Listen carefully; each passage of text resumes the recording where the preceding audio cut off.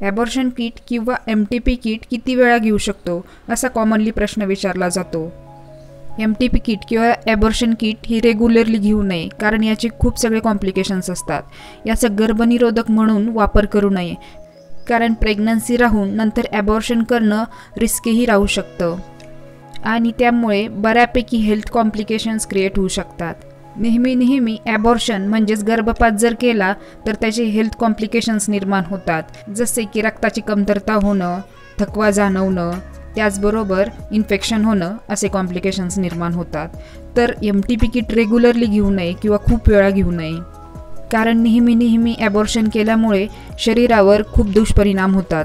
MTP kit तुम्ही तेव्हाच घ्या जेव्हा काही कॉन्ट्रासेप्शन्स फेल झाले, त्यामुळे प्रेग्नन्सी राहिली आहे, किंवा तुमचे काही मेडिसिन चालू आहेत आणि तुम्हाला प्रेग्नन्सी राहिली आहे, त्यामुळे बाळाला काही धोका असू शकतो किंवा तुम्हालाही काही धोका असू शकतो.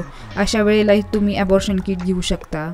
त्याचबरोबर अनमॅरिड प्रेग्नन्सी जरी असेल, अशा इमर्जन्सी कंडिशनमध्येच तुम्ही MTP किट घ्या. असं रेग्युलरली किंवा खूप वेळा घेऊ नका, त्यामुळे तुमचे हेल्थ कॉम्प्लिकेशन्स तयार होतील. बऱ्याच वेळा असं पाहिलं जातं की बऱ्याच स्त्रिया प्रेग्नन्सी न राहण्यासाठी कॉन्ट्रासेप्टिव्ज म्हणून गोळ्याही घेत नाहीत, त्याचबरोबर कंडोमचाही वापर करीत नाही आणि फॅमिली कंप्लीट झाली असेल तरीही फॅमिली प्लॅनिंगचं ऑपरेट करून घेत नाहीत. अशा वेळेला त्यांना खूप वेळा ॲबॉर्शन करण्यासाठी गोळ्या घ्याव्या लागतात. पण हे ॲबॉर्शन करण्यासाठी नेहमी गोळ्या घेतल्यामुळे शरीरामध्ये आणि गर्भपिशवीवर खूप दुष्परिणाम होतात. ॲबॉर्शन करण्यासाठी एका वेळेला गोळ्या घेतल्या, 2 वेळेला घेतल्या तर ठीक आहे, ते इमर्जन्सीमध्ये तुम्ही घेऊ शकतात. जर तुमचे काही कॉन्ट्रासेप्टिव्स फेल झाले किंवा कंडोम फेल झाले, कारण कॉन्ट्रासेप्टिव्सचेही फेल्युअर रेट असतात, अशा वेळेला तुम्ही इमर्जन्सी म्हणून टॅबलेट घेऊ शकता. पण नेहमी ॲबॉर्शन किट घेऊ नये. त्याचबरोबर बऱ्याच स्त्रिया पहिली प्रेग्नन्सी राहते, MTP किट घेतात आणि त्यानंतर बऱ्याच दिवस प्रेग्नन्सी राहत नाही. त्याचबरोबर MTP किट घेतलेल्या काही स्त्रियांना कॉम्प्लिकेशन्स होतात, इनकम्प्लीट ॲबॉर्शनही होऊ शकतं आणि गर्भपाताचे इन्फेक्शनही होऊ शकतं.